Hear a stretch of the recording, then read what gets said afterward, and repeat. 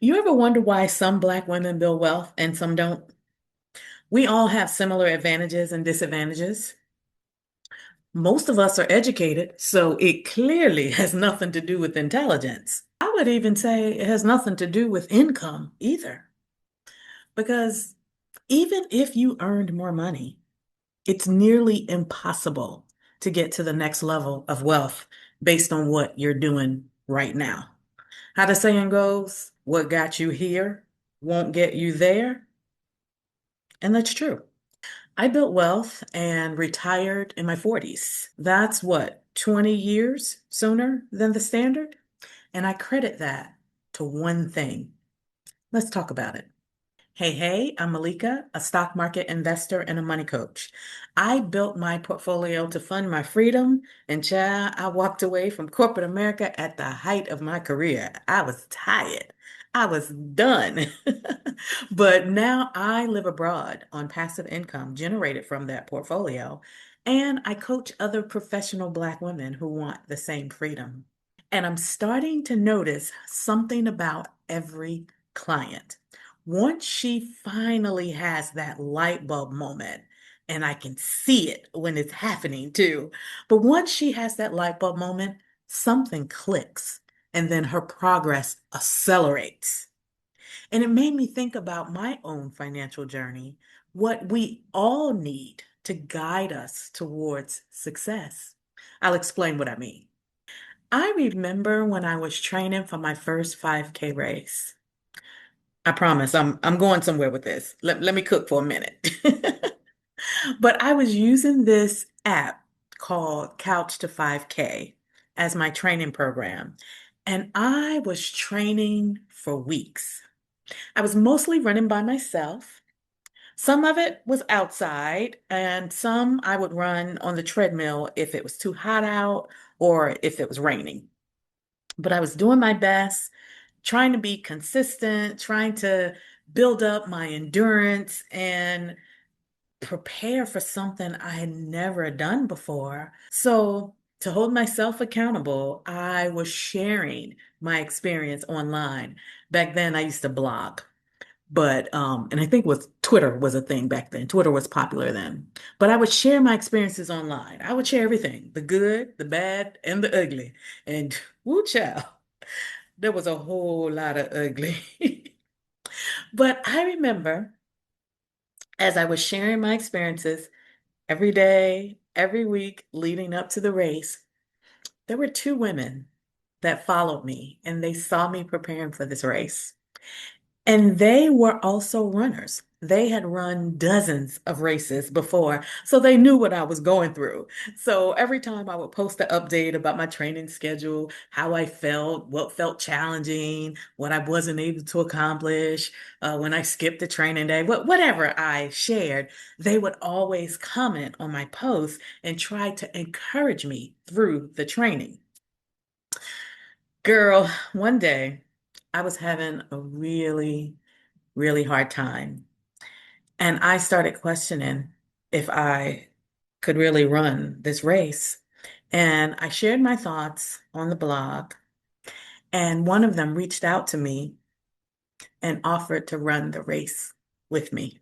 And my next post, when I shared that one of the viewers, one of my readers, reached out to me and offered to run the race with me, the other reader saw it and she offered to run the race with me too. Now, keep in mind, neither one of them had ever met me in person. These are just women that I knew online, and we were just in each other's online space, if you will. But they saw me struggling, and I guess they saw something in me and they didn't want me to quit. But anyway, back to the story. They traveled from Atlanta to DC to run this race with me. And when the race started, of course, I took off way too fast. Typical novice running for a race. But because they were more experienced than me, they kind of knew I would do that. So they slowed me down and they taught me how to maintain a steady pace so that I wouldn't hit a wall too fast. but they slowed my pace down and they ran with me. Now, these are women that have run races before. So they could have finished this race long before I did, but they didn't. They matched my pace that I had the capacity for. When I got tired, they encouraged me. When my pace started to drop, they kept me steady. They never ran ahead of me and they never ran behind me. They both ran right beside me for 3 miles. For 3 miles, both of these ladies pushed me and supported me. And then we get almost to the end of the race and turn this corner. And when I turned this corner, I saw the big pink banner that said, finish. And y'all, I took off. Took off running. I don't even know why I did that, but my adrenaline kicked in when I saw that finish line. And before I knew it, I had left both of them in the dust. And I crossed that finish line by myself. And of course, they crossed a few minutes later, laughing at me. And what I was not aware of, what I didn't know, is apparently they had this plan. The whole time they had this plan, they were each going to grab one of my hands and raise them in the air as we crossed the finish line together. That would have been so sweet. And that would have been an amazing finish photo, too. All three of us crossing together. But I had no idea. I completely ruined the plan. I just saw that finish line and I took off. So we don't have a picture together, but all three of us share that funny story. And we still laugh about that to this day, almost 20 years later. I still get emotional when I think about it sometimes because the love and support from two Black women, it was so real. It was so real. They saw another Black woman with a goal. They did not have to be there with me. They chose to be there with me. They chose to slow down their pace to be there with me. And here's the thing that I will never forget. I trained alone. I hit a lot of walls during training. I was losing my motivation. I started doubting my ability. So based on the training that I did alone, I would not have run that race the way I did if I did not have them beside me. I was able to cross that finish line, even though we didn't cross it together. I was able to cross that finish line with momentum.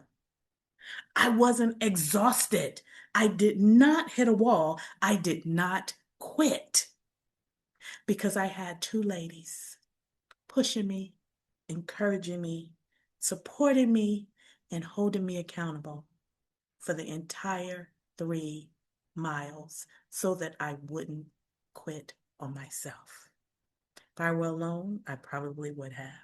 But I share this because building wealth is exactly the same. It's exactly the same. We have been taught to treat money as a private matter. We're not supposed to talk about it. We're supposed to handle it all on our own, and we're supposed to figure it out in silence, move in silence. And so that's what we do. We research alone, we worry alone, We make decisions alone. We stay stuck alone because we don't know if those decisions are the right ones or not. And then we wonder why our financial progress is taking so long. We wonder why building wealth looks like it's so easy for them, the people that don't look like us, but it's so hard for us. We wonder why. There's something specific to us as Black women because silence around money, secrecy around money, doing money alone, that's cultural and it's generational. Most of us didn't grow up watching other Black women build wealth. We didn't see it modeled by our parents and our grandparents. We didn't sit around at the dinner table talking about investment portfolios and earning dividends and building a legacy. We didn't see it. We didn't hear it. So when we try to build wealth, we're doing something that our mothers and our grandmothers didn't do. And then on top of that, we're doing it alone. We're doing it without a blueprint, without a roadmap, without anyone that's helping you to maintain your pace, without anyone that's helping you to manage your expectations, and without anyone running beside us. This is a generational gap that keeps us orbiting in the same place, year after year, generation after generation. At most, we'll get a degree, and that degree will get us a good job. So our income will increase, and that will give us financial stability at best. But that job and that income alone, even if you have your own business, that business revenue alone, that's not going to elevate you into financial freedom. Building wealth, especially legacy wealth, it requires doing something different than what we've been taught. It requires overriding that generational bondage that tells us we have to do money alone, that tells us, shh, we don't talk about that. We have to do something different that overrides that programming. In my experience, and what has helped me build wealth so fast and continue to elevate and compound my wealth is because my wealth journey, from the very beginning, I was guided by another Black woman. Even now, I receive guidance from other Black women. When you are surrounded by Black women who are actively building wealth, who are analyzing the market, who are making investing decisions with confidence, who are much further along than you, but they're willing to reach back and bring you with them and also run the race with you and keep you steady. When you have that in your life, something shifts. And that's the shift that I see when my clients finally have their light bulb moment and their progress accelerates. When you have that, the generational programming that says do it alone, that says money's a secret, money's quiet, we don't talk about that. When you have that support, other Black women who are also building wealth, running the race with you, that generational programming starts losing its grip. It starts unraveling because you can no longer tell yourself that wealth isn't for you when you're sitting in a room full of women that look just like you that's building wealth too. You can't. Representation matters because not only is it inspiration, but it's also permission. It's permission that says, this is possible. It's permission that says, this that I want, that's over here, that seems so far out of reach, it's real and it's available to me too. It's not some lofty dream I made up in my head. It's available for me too. And it is within my reach. Being in a room with other Black women who are also building wealth also gives you that accountability. And I don't mean accountability like someone checking on you, someone making sure you did what you were supposed to do. I'm not talking about that. Being in spaces with other Black women who are building wealth, it gives you that accountability from the perspective of someone who understands what you're carrying as a Black woman. The fear, the generational programming, the complexity that comes with being a high earning Black woman. And despite all of her success, she still feels like an imposter in wealth spaces. That Black woman that can hold you accountable, she can do that because she understands what you're carrying. This is beyond the mechanics of building wealth, the mechanics of investing. When someone in the room looks like you, she can see you, and then she can hold up a mirror so that you can see her. Something shifts in your brain because she holds a different standard that contradicts what you believe. She's not judging you. She's shifting something inside of you. And that's changing the way you think. She's just showing you the way you're thinking is wrong. And here's why, with love, just by simply putting the mirror in front of you. So that when you start investing, and let's say the stock market drops and that fear kicks in, that fear starts getting into the belly, the deep part of your belly, and it starts coming up, and you're like, woo, girl, the stock market down 20% because she's been in the game for so long. Just like my two friends that have been racing for so long, because she's been in the game for so long, she can hold that standard through the volatility and teach you how to navigate it. She's holding a different standard and exposing you to something that you hadn't experienced before. You didn't know to think differently.